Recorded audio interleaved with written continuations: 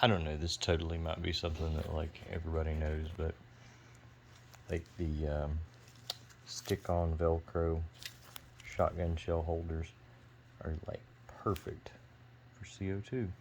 And like a lot of bags that have the Velcro on the inside of them, stick them to the side of the bag, and they're in there and they don't rattle around. Okay, I'm probably the 900th person to do this, so.